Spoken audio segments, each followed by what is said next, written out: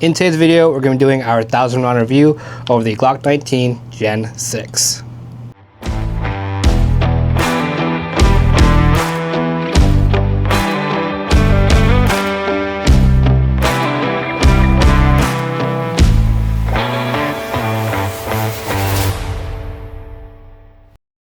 Alright guys, full disclaimer, we did get this gun sent out to us, not by Glock though. We didn't get one of those guys where we actually sent out to Glock headquarters and checked out the new Gen 6. We partnered up with our buddies over at Not Just Guns. They sent it out to us just for a media sample for a while. We are going to send it back to them. So shout out to them for making this video possible. So guys, this is the 6th generation for Glock. We did shoot the Glock Gen 5 recently. They made a lot of changes to this one. We're going to talk about it all throughout this video, but first we'll get into the specs. So this is a striker fire polymer frame pistol chambered in 9mm. The Glock 19 comes with a 4-inch cold hammer forged barrel. The slide is also made out of steel and both are coated with DLC. As for the dimensions, the length is going to be about 7.3 inches, the width is going to be about 1.35 inches, and the height is going to be, with the mag, about 5 inches. The overall weight as well is going to come out to be about 23 ounces with an empty magazine. It has one slot here at the bottom that we can mount any attachments you wanted, and MSRP is about $745, but you probably find it on the street for around $650-ish. I went to the unboxing portion, kind of showing you guys what you would get if you picked up one of these for yourself. So, of course, you get your average Glock case. Pretty much whenever you pick up a Glock, you're going to get this case. It literally almost all look just like this. Regardless, you get the 19 or 17, you get one of these boxes right here. So starting in the front here, it just has these two latches in the front to open it. There's not any lock holes or anything like that, so unfortunately. Just want to point that out right now. But inside, all it is just a slightly padded case. I mean, the pad itself is kind of on the cheap side as well. I mean, you can literally rip it right out. And it's really thin. Like, if you look at it closed up, it's really small. You're not going to fit a lot of stuff in here, unfortunately. So other than the firearm itself, it does come with 3 15-round magazines. 2 back straps, comes with a medium and a large one. 3 optic plates covering the most popular optics on the market. This cheap speed loader, a cleaning rod, a punch tool, barrel lock, and all your warranty paperwork. That's it. Now we're getting into the actual review of this firearm, starting with our first category of the night, out of the box value. And this one we all gave it a 9 out of 10. So honestly, 9 out of 10 is a pretty high score. We usually always dog on the fact that firearms don't come with 3 magazines, but of course the Glock 19 does, comes with 3 15-round magazines. But our point loss is actually going to come from the case. Pretty typical Glock case here. It is really thin. So once you pick one of these up, you're going to pretty much take it out of the case and toss it in a closet somewhere. I mean, you really can't reuse it for any kind of range use by any means. You can't even travel with it. I mean, you see in the front here, there is no lock holes. So if you wanted to maybe fly with this or something like that, I would not recommend when you don't have lock holes. Technically, you could put a lock over the handle if you really wanted to, but that's super lame. It is also really on the thin side, so even if you wanted to use it for something else, you really couldn't. I mean, you couldn't fit anything in here other than the firearm, maybe the magazines, and you try putting ammo in this thing, it's like super squished up. I mean, if I even tried putting all the stuff in here right now, it'd take me some effort just to squish it down and latch it down.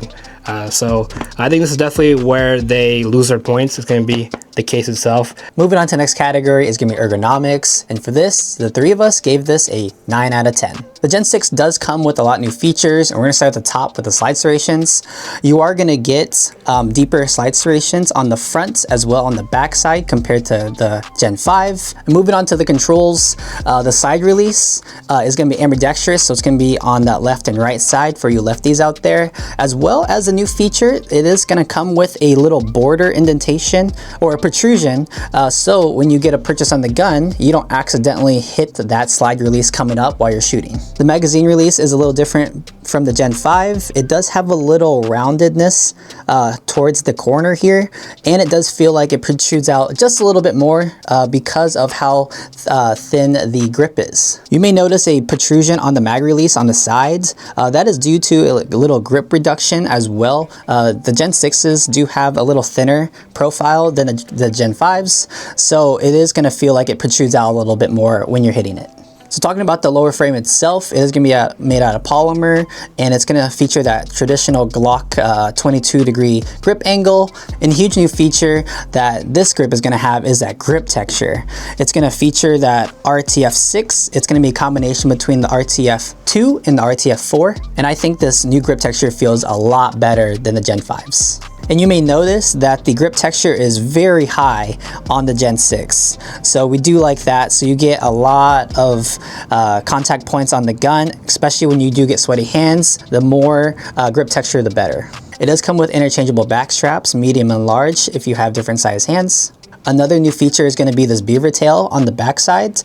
It does protrude out quite a bit compared to the Glock Gen 5, but when holding the hand, you do feel it pressing against your web a little bit, but I do think that they created this beaver tail due to people almost getting slide bites to getting high in purchase on the gun, so they just added a longer beaver tail so people don't get slide bites as often anymore.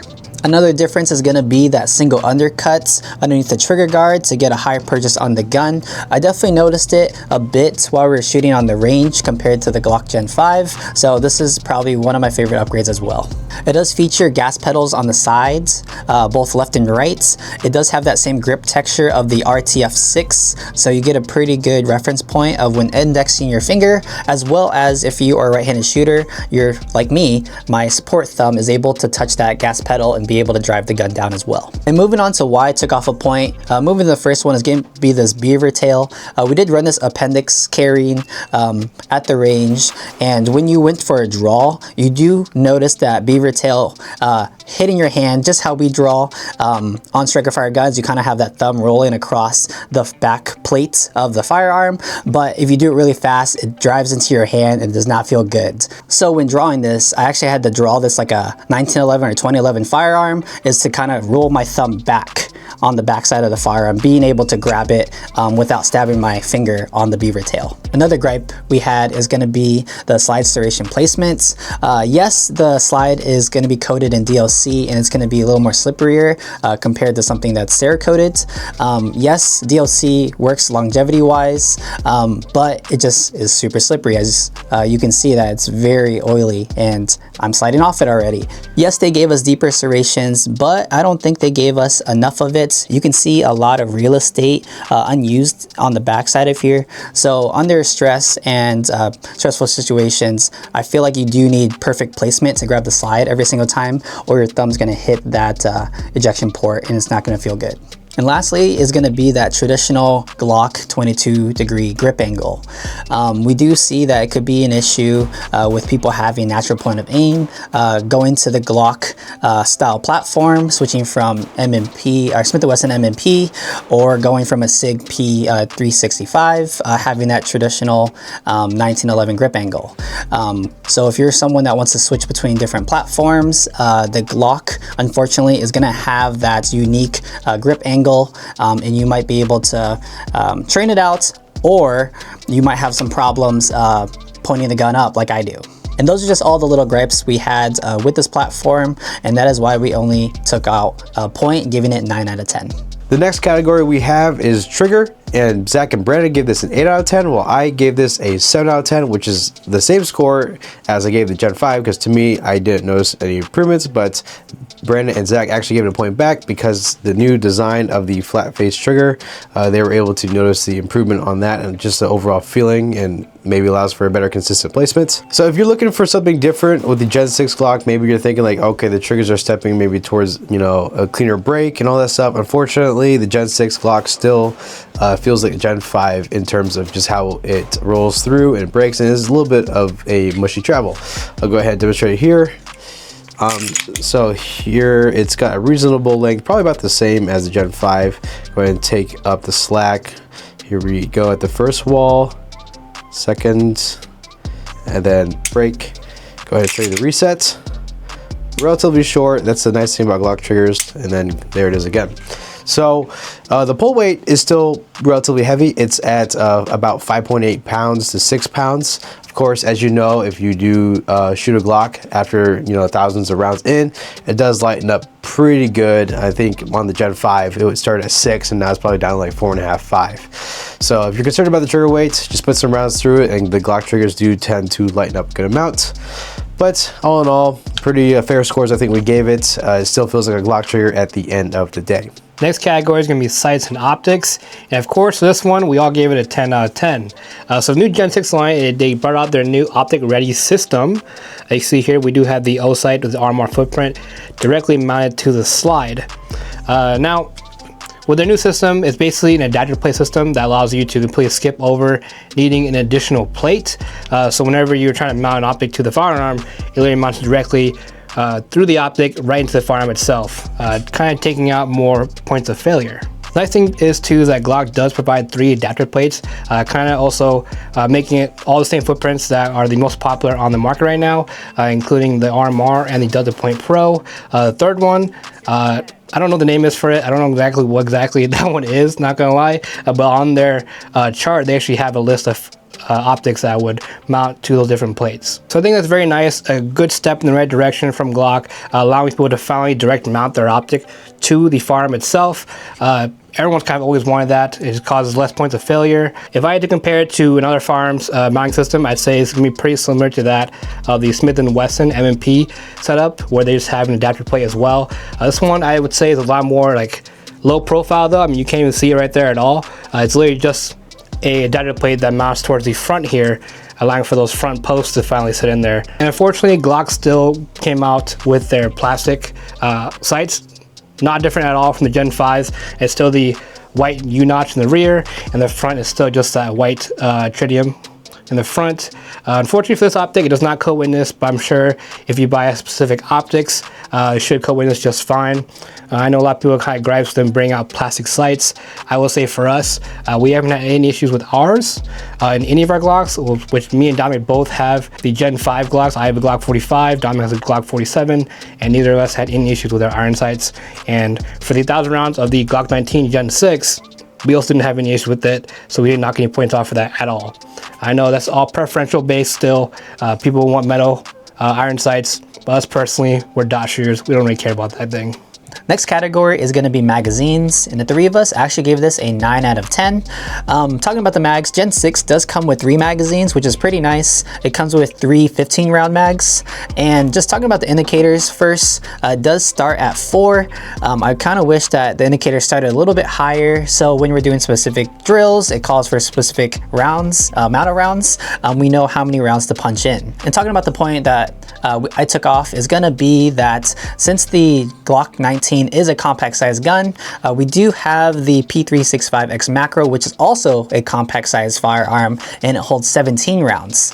So the reason being is that I'm not sure why the X macro is able to hold 17 round mags while the Glock Gen 19 is able to hold only 15 round mags, being the same size and the same stature. I kind of wish that the new generation of Glock was able to implement and kind of compete with their competitors of having more capacity around mags, but that's just me, and that's why I took off a point. Next category we have is the felt recoil. Zach and I gave this an 8 out of 10, while Brandon gave it a 7 out of 10. Now, if you have paid attention, we did review a Ruger RXM in the past, or have you just been following our content? And this is very comparable to that in terms of felt recoil, given that, you know, the RXM is a Gen 3 19 clone. And if you were curious about, does this shoot better than a Gen 5 19? Yes. So the recoil system is a bit different. The previous generation used a metal dual captured guide rod, while this kind of brought back something from the previous generations of using a single captured plastic guide rod.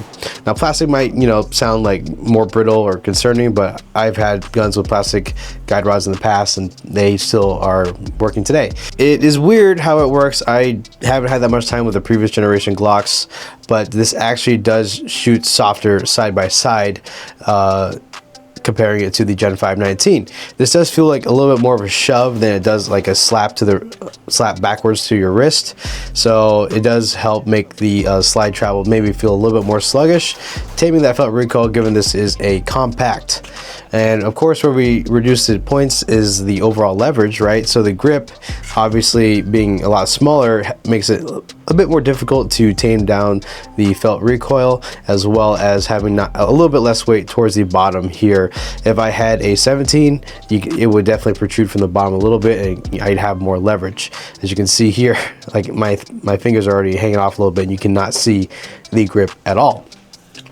But if you were expecting this to shoot like amazingly better than the previous generations, like completely different, it's not, but it's definitely noticeably better.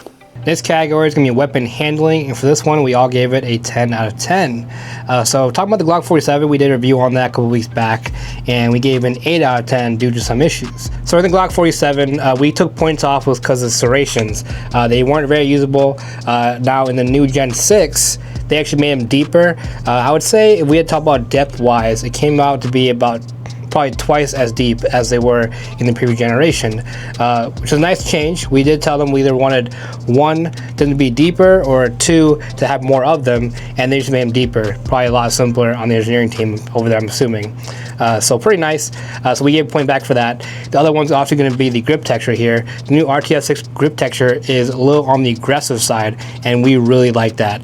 They also put it up really high as well, just like how we were talking about. It's almost like Glock took feedback and listened to everyone's thoughts and actually made changes. Kind of nice, isn't it? For those reasons alone, we gave the points back from the previous generation Glock. But I'm gonna start here at the top here. I'm gonna go down the whole thing, kind of talk about this firearm and weapon handling in general. So I already talked about the serrations, but going down to the accelerator pads here, or like the thumb rests that Zach so much likes to use here.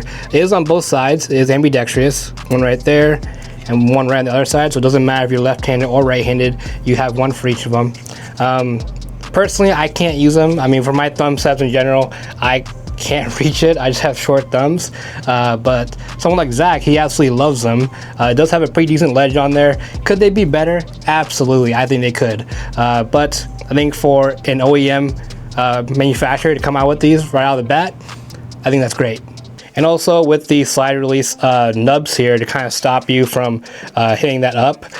Personally, I don't think any of us actually had problems with that. I know some people online did, where they had got a really high grip on it, and it would sometimes lock the slide inadvertently by doing that. None of us had that issue whatsoever, so I'm not even going to talk too much about that one, but it's still, any change is still nice. And of course, as well with the grip, that single undercut right here is quite nice. I did mention it in the first video as well that they could have definitely done it better. I think you definitely tell there is some marks there that doesn't make it like professional by any means. I think if you send it to other places like maybe like Monsoon Tactical, they definitely could have made that significantly better. I still noticed just a little bit of rub on my primary middle finger right here to give me kind of that Glock knuckle still, but I still think it's better. I mean, it's definitely a step in the right direction. They could have done it better, but still. And lastly, talk about the flared magwell here. They didn't really change anything for that at all. I mean, it's still just that typical Glock, super large hole there, makes it super easy for reloads. I mean, that's probably one of the biggest positives about Glock, is that they're super easy to reload because of that magwell system there. You should still also be able to fit in like speed feeds here in the back if you wanted that, but just in general, this firearm came out to be pretty darn good. So weapon handling, we all gave it a 10 out of 10. Next category is going to be comfort and concealability. For this category, we all gave it a 9 out of 10. The reason being, let's just talk about the gun itself. Yes, it does come with new grip texture and it feels a little more aggressive, but while we were appendix carrying, it didn't actually feel that irritating on our tummies, so that's a plus. So you don't got to worry about this actually taking off skin when you're actually putting it against your body. Another reason is going to be this beaver tail on the back side. It is big. This is going to be a Strucker fired pistol. So with this having a beaver tail and not being a 2011 with the beaver tail, it's going to be the same issue that you have if you appendix carry both of them. That beaver tail is going to it's going to stab you in the stomach when you bend over to pick things up, or when you're moving things around. You're definitely going to feel that in your tummy, so that's also a reason why we deducted point. And with Glock having a pretty girthy profile, with the width being a little bit more wider than other platforms, like I used to carry a SIG-X macro, and it was thinner than the Glock Gen 19 or Glock 19. I just know that when you have it pressed against your body, body for long periods of time, you are going to notice that it's going to be pushing against your stomach. And I do think having a thinner profile pistol is better for concealment as well. With the Glock being a little bit more wider, you can see the reason why it could be a little issue. We do get this question a lot of what holsters we run. We like to run the QVO Tactical Holsters. This is gonna be Brandon's gamer rig, competition rig. It's gonna be the Wingman Flex that is able to carry the Glock 19, as well as he has extra attachments to add another mag carrier. So when he does do competitions, he's able to carry 3 mags total, as well as he does have a magnet on the front. So he's able to get those spicy reloads and spicy unloaded starts as well when he does competitions. Into our second to last category of the night, we have aftermarket support, and all of us gave it a 9 out of 10. Obviously, where we draw back the point, like you've seen in most reviews for firearms, is you cannot swap out the lower frame as it is serialized, and the system that it has doesn't offer like FCU system you see like from SIG or with the Echelon from Springfield has. That is always going to lose a point by design. Hopefully Gen 7, 8, or 9, they can make that happen. As you know, Glock already has a huge aftermarket support. I know some of the slides from the previous gen don't actually none of the slides from the previous gen do fit on here, but I'm sure as the Gen 6 market grows, that's going to be happening. But a lot of other parts are probably going to be interchangeable soon. One thing that we found that is interchangeable is the Radiant Ramjet Afterburner from the Gen 5 Glock. Now, Glock doesn't recommend this for safety reasons apparently, but it does work. So if you really want to get Gen 6 and throw in your Radiant Ramjet to try it, you can. But as I said, Glock advises not to do this, but it will make it shoot pretty nice. Of course, you know, standard aftermarket stuff is available, you know, stippling, porting, etc., all that stuff, as you know. But all in all, 9 out of 10. Serialized lower, can't make that happen, so that's our score. Last category of the night is going to be price, and for this one, we all gave it a 10 out of 10. We think with all the nice upgrades they did to the Gen 6 line, without even really increasing the price, they did a little bit, maybe just a little bit for inflation, but that's like very minimal. So pretty much bring out for the same price as Gen 5 was, with all these extra goodies, I think is excellent. Honestly, when you first get this in your hands, I don't know if I'd actually send this off to get any work done on it. Like, the serrations are better, the grip texture is basically exactly what everyone wanted. I would probably get that, I would get that beaver toe chopped off, like I said before. So comparing the Gen 6 to the Gen 5, price-wise, they're actually about the same. I mean, they only upped it maybe about 20, 30. So really very minimal compared to what you'd think these would come out for. With all these extra goodies compared to the Gen 5, with it being just about the same price, that's pretty darn good. It's pretty hard to beat that. Glock really took it to where they wanted to make all the modifications that people usually do after they buy their Gen 5, and instead they did it straight from OEM. That is an awesome marketing, I think. I think they did a great job. Step in the right direction, I would say. There are still little things I think they could definitely change to make this even better. And I know in the past I've never actually recommended anyone buy a Glock, honestly, because they're kind of, for the price, they were not what they should be. But in 2026, that might have changed. I honestly think the Gen 6 is quite nice. It's quite good. Would I recommend everyone go to Glock? No, because there are still some very competitive options out there. But some people out there that are super into the Glock grip angle, or maybe they feel like the Glock feels more at home for them, I would definitely recommend getting the Gen 6 over any of the previous generations. And to end this for our final thoughts, I did also want to help people answer the question whether they should trade up from the Gen 5 to the Gen 6. As I said before, Dominic and I both have a Generation 5 Glock. I have the Glock 45, Dominic has the Glock 47, and we both have the same consensus when it comes to that question. So if you are completely new to Glocks, you don't have one at all, maybe you even have like a Gen 4 previous, I think going to the Gen 6 is a great idea.